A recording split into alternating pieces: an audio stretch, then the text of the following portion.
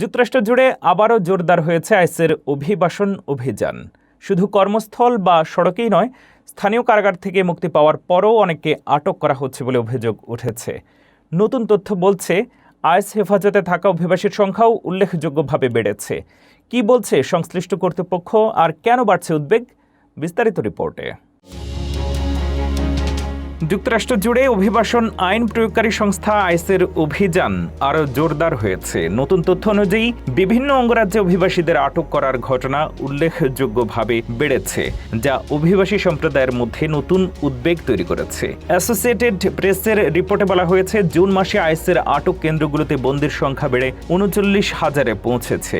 বছরের বেশিরভাগ সময় এ সংখ্যা ছিল প্রায় ৩০,০০০।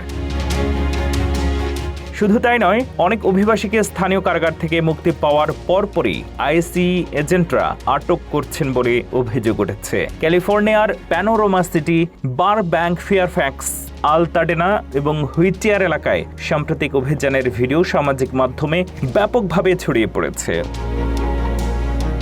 অভিবাসী অধিকার কর্মীরা দাবি করছেন, এইসব অভিযানের কারণে অনেক পরিবার আতঙ্কে দিন কাটাচ্ছে। অভিবাসন আইন বিশেষজ্ঞ ডেনিস সানচেজ জানান, সামান্য অপরাধ যেমন বৈধ ড্রাইভিং লাইসেন্স না থাকা বা প্রকাশ্যে মাতাল অবস্থায় আটক হওয়ার মতো ঘটনাতেও কেউ স্থানীয় কারাগারে গেলে মুক্তির সময়ে বাইরে আইএস কর্মকর্তারা অপেক্ষা করতে পারেন, কারণ গ্রেপ্তারের সময় নেওয়া আঙুলের ছাপ ফেডারেল অপরাধ তথ্য ভাণ্ডারে যুক্ত হয়।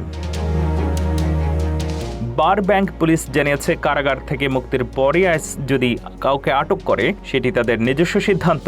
স্থানীয় পুলিশ এতে অংশ নেয় না। এদিকে বার্কলে ডিপোর্টেশন ডেটা প্রজেক্ট বলছে, জুনের শেষ দিকে প্রতিদিনের অভিবাসন গ্রেপ্তারের সংখ্যা প্রায় ১,০০০ থেকে বেড়ে ২,০০০-এ পৌঁছেছে। যদিও এই বিষয়ে যুক্তরাষ্ট্রের হোমল্যান্ড সিকিউরিটি বিভাগ এখনও আনুষ্ঠানিক কোনো মন্তব্য করেনি।